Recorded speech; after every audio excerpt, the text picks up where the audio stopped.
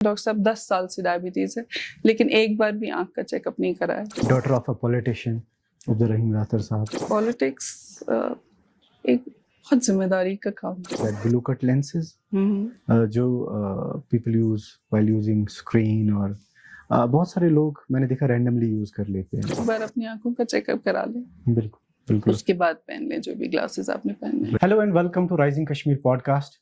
मैं हूं आपका होस्ट इद्रीस बख्तियार, और आज के जो मेरे मेहमान इस गुफ्तगू में हैं वो एक डॉक्टर हैं, और currently she is posted as associate professor in the department of ophthalmology in GMC Srinagar.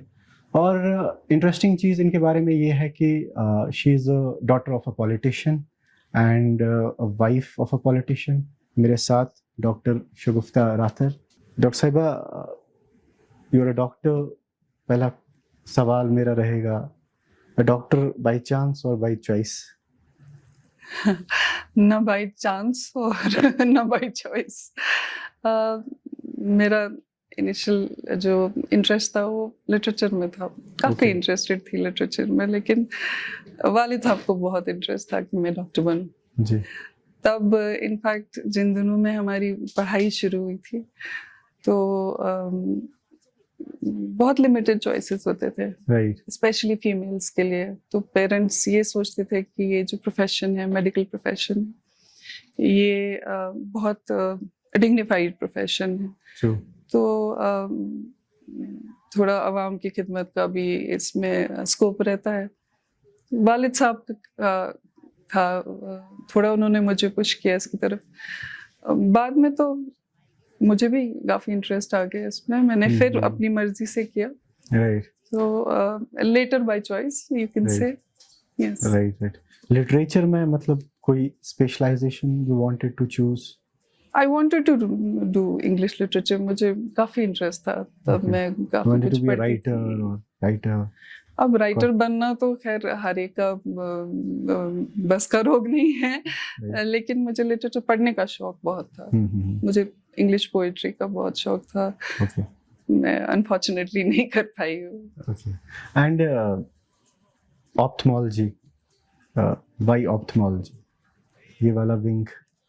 Again, ophthalmology was not my first choice, subject of choice. जिस टाइम कॉम्पिटिटिव एग्जाम्स होते हैं तो उस टाइम मेरिट के अकॉर्डिंग आपको branches मिलती हैं। Right. मेरी चॉइस फर्स्ट चॉइस पीडियाट्रिक्स थी, बट तब नहीं मिली। ऑप्थेल्मोलॉजी मिल गई, थोड़ा रिलक्टेंटली ले ली, बट उसमें भी बाद में इंटरेस्ट डेवलप हो गया। Quite an interesting subject, although quite tough also, लेकिन बाद में इंटरेस्ट डेवलप हो गया। अब थोड़ा सा काम पे आते हैं, because you belong to the ophthalmology wing of this field. वैसे you treat patients every day. किस तरह के like common maybe diseases, you call it diseases or ailments, किस तरह की आप देखते हैं जो आप रेगुलरली देखते हैं और which are very common in Kashmir? Population के हिसाब से होती हैं, आप एज के हिसाब से डिजीजेस होती हैं। जैसे यंग बच्चों में अक्सर रिफ्रैक्टिव एरर्स, जिनको आप कॉमन लैंग्वेज में बोलते हैं चश्मे के प्रॉब्लम्स, राइट, आँख का कमज़ोर होना, जेनेटिक इश्यूज।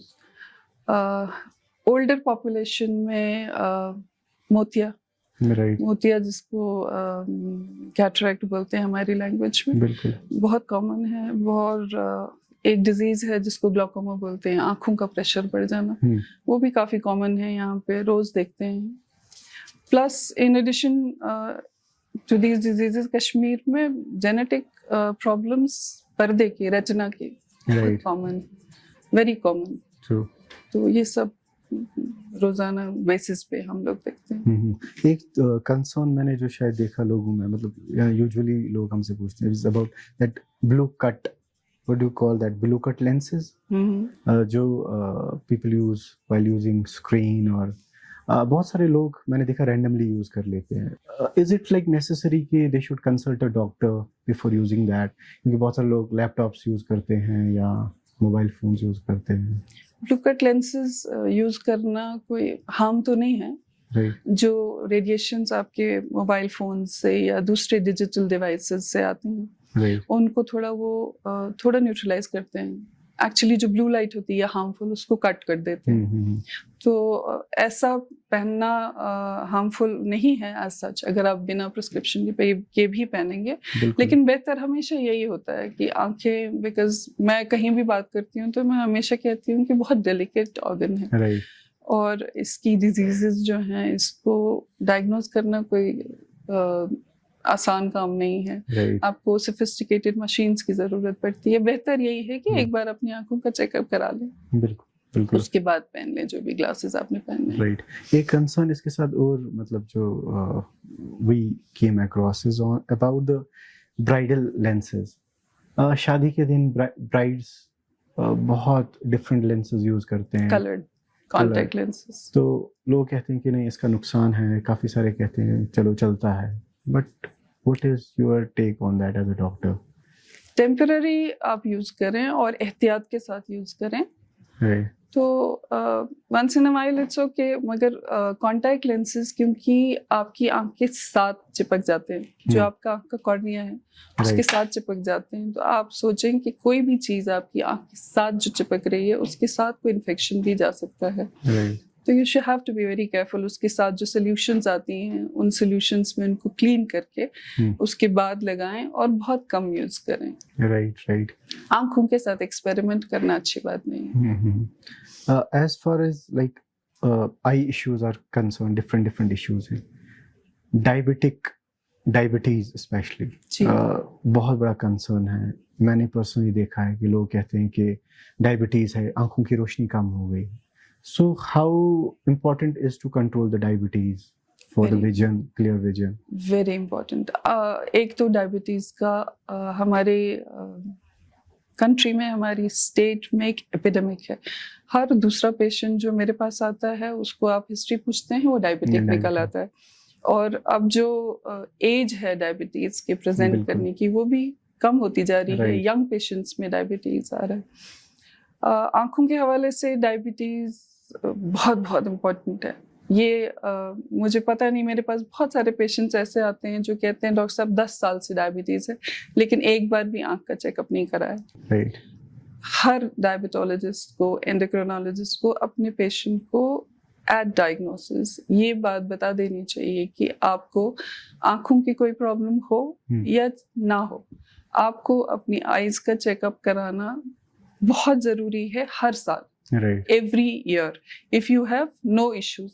अगर आपको इश्यूज हैं, विजन में इश्यूज हैं या कोई और इश्यूज हैं, फिर तो और कम इंटरवल पे कराना है। लेकिन 1 साल के बाद चेकअप कराना बहुत जरूरी है।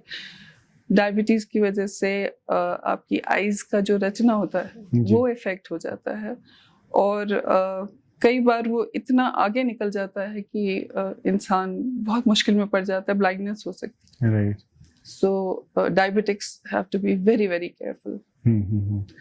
यहाँ पे स्क्रीन टाइम की बात करूंगा। मैंने आजकल बहुत कॉमन देखा है कि मदर्स स्पेशली, चाहे उनका स्पेशली 1 साल का बेबी हो, 2 साल का, 3 साल, अगर वो बच्चा खाना नहीं खाता है तो they just give them a phone, आप मोबाइल देख लीजिए और उसको खाना खिलाते हैं। So how dangerous is this trend? Absolutely dangerous. बच्चों को, टॉडलर्स को up to 2 years of age their screen time should be absolute 0। बिल्कुल उनको स्क्रीन आपने दिखाना ही नहीं है। आंखें तो खराब होती हैं, वो तो बड़ों की भी होती हैं। लेकिन अभी जो रिसेंट इस पे काफी रिसर्च हो रहा है आजकल, जो रिसर्च हुआ है वो शो करता है कि बच्चे की मेंटल डेवलपमेंट भी इफेक्ट होती है।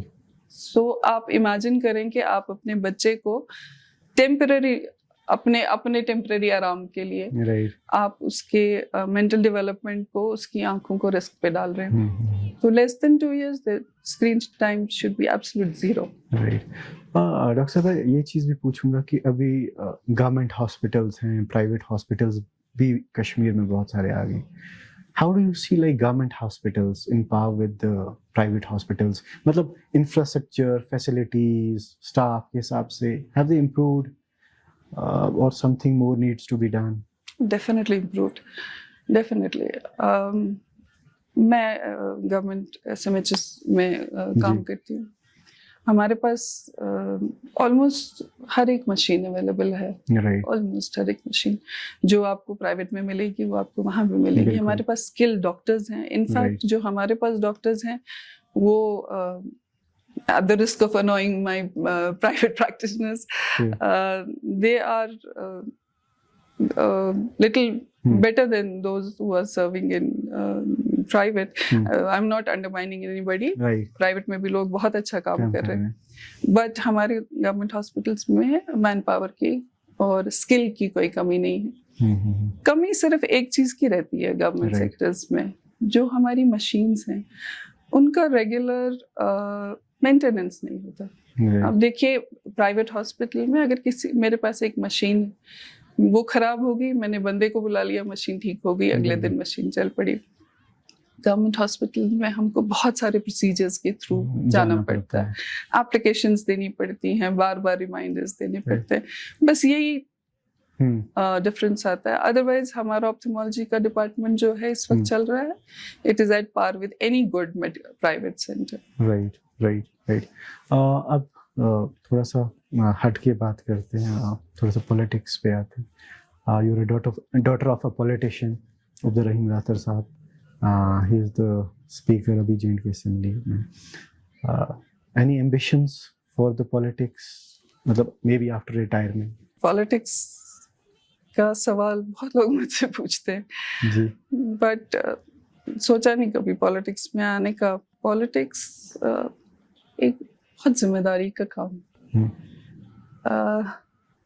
इसके लिए मैं कहूँगी कि आप लोग जब किसी से सवाल करें पॉलिटिक्स का, तो एक रिस्पॉन्सिबिलिटी अपने माइंड में रखें। हम एक ऐसे खित्ते में रहते हैं जहाँ पॉलिटिक्स में पाँव रखना, पॉलिटिक्स के बारे में सोचना बहुत बहुत ह्यूज रिस्पॉन्सिबिलिटी। एक बात मैं अपने वालिद साहब के बारे में करूँगी कि जब उन्होंने पॉलिटिक्स में आना था, बिकॉज पहले से सोचा था कि पॉलिटिक्स में आएंगे, यहाँ से पॉलिटिकल साइंस में पोस्ट ग्रेजुएशन करके गए थे। उसके बाद वो AMU गए, AMU से लॉ पढ़ा। लॉ पढ़ के भी उनको तस्कीन नहीं हुई कि अभी मैं पूरी तरह क्वालिफाइड हूँ। बिल्कुल। फिर उन्होंने पब्लिक एडमिनिस्ट्रेशन पढ़ा, वो सब पढ़ के वो वापस आए यहाँ पे, प्रैक्टिस किया लॉ। फिर उन्होंने जुडिशरी का एग्जाम दिया, वो पास किया। तो इतनी तैयारी जाती है किसी एक पॉलिटिशियन को बनने में। उसके बाद आज 55 इयर्स हो गए ऑलमोस्ट उनको पॉलिटिक्स में। आज के दिन तक जब वो असेंबली जाते हैं और उन्हें कोई रूलिंग देनी होती है या कुछ बोलना होता है, तो मैं रात को डीप मिडनाइट में उनको किताबें पढ़ते देखती। तो पॉलिटिक्स में आना, इसके लिए ये सिर्फ जरूरी नहीं है कि आप किसी पॉलिटिशियन के बच्चे, इसके लिए ये जरूरी है कि आप में कितनी काबिलियत है, आपकी कितनी तैयारी है उस फील्ड में आने की। मुझे नहीं लगता मैं पॉलिटिक्स के लिए तैयार। And what keeps Rathar Saab that energetic? मतलब इस एज में being the speaker of the assembly and holding so many legislators. उनका पैशन है पब्लिक सर्विस के लिए, वही पैशन that pushes him. मैंने तो जब से उनको देखा है वो ऐसे ही है। Right. तो उस पैशन में कोई कमी आते मैंने देखी नहीं। You belong to चार शरीफ, बडगाम, राथर साहब की कंस्टिट्यूंसी है। Maybe as a doctor your take, how has the constituency improved in so many years? बहुत improvement, daughter of the soil. जब उन्होंने पॉलिटिक्स में कदम रखा था तो हमारे इस इलाके में कहीं पे रोड्स भी नहीं थे, कुछ किलोमीटर रोड्स थे। आज तो hundreds of kilometres of roads, हर जगह हॉस्पिटल्स, हर जगह स्कूल्स, हर जगह बैंक्स की ब्रांचेस, कितने सारे आई थिंक 12-13 के तो ह्यूज ब्रिजेस बने हैं रिवर्स के क्रॉस। तो ये मेरा कहना नहीं है, आप खुद आके देख सकते हैं। कॉन्स्टिट्यूंसी बहुत डेवलप किया है उन्होंने, बिकॉज जिंदगी में किया ही इतना ही है। और कुछ नहीं किया। उरी से भी आपका you have connection, your husband Sajad साहब, एमएलए उरी, यानी क्योंकि आपने वैसे क्लियरली ना कर दिया पॉलिटिक्स के लिए, बट मेरा रोल सिर्फ इतना है कि मैं दोनों के लिए थोड़ा सपोर्टिव, सपोर्टिंग रोल है था, सपोर्टिंग एक्टर वही है मेरा। तो मुझसे कोई ये सवाल पूछता है तो मुझे इकबाल का शेर याद आता है कि if I remember it correctly, कि बेनमाजी जो बेनमाजी नमाज पढ़ने गए इकबाल, तो देर से मुझे बुलाकर इमाम कर दिया। इसलिए कि हम पॉलिटिकल फैमिलीज को बिलोंग करते हैं, तो आप एक हाइप क्रिएट करते हैं, जी फलानी का बेटा है, फलानी की बेटी है। मेरे ख्याल से प्रेस में ये सब होना नहीं चाहिए। We should encourage talent. सिर्फ ये जरूरी नहीं है कि हम कोई इंसान है बिल्कुल स्टेज पे जाके चिल्ला लेता है, 2-3 अल्फाज बोल लेता है, हमारे इस सेंसिटिव स्टेट के लिए ये ठीक नहीं है, अच्छी बात नहीं। गाश के बारे में बात करूंगा, आपका इनिशिएटिव था, व्हाट इज गाश, थोड़ा सा हमारी ऑडियंस को। गाश एक कम्युनिटी क्लिनिक है, मेरे नेटिव विलेज में है। वहाँ पे मैं भी 15 डेज जाती हूँ। वहाँ जो कम्युनिटी में पेशेंट्स हैं जो हमारे तक पहुँच नहीं सकते हैं, हॉस्पिटल्स तक पहुँच नहीं सकते, उनकी थोड़े हेल्प करने की कोशिश करते हैं। कोशिश करते हैं कि जो गवर्नमेंट ने उनके लिए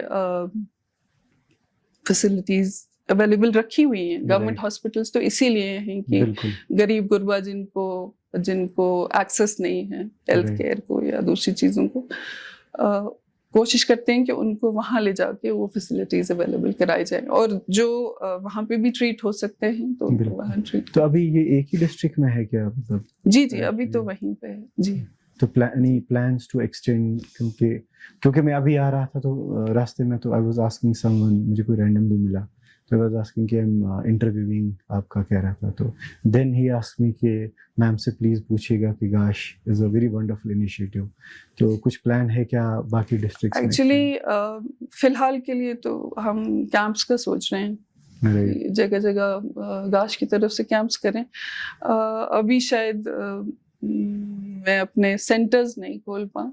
ऑप्थेल्मोलॉजी एक बहुत महंगी ब्रांच है, जो मशीन्स हैं बहुत एक्सपेंसिव हैं, तो कोशिश करूंगी इंशाल्लाह आगे जाके आगे भी करें। एक चीज same related to your profession, MRs का एक बहुत बड़ा कंसेप्ट है, मेडिकल रिप्रेजेंटेटिव्स में।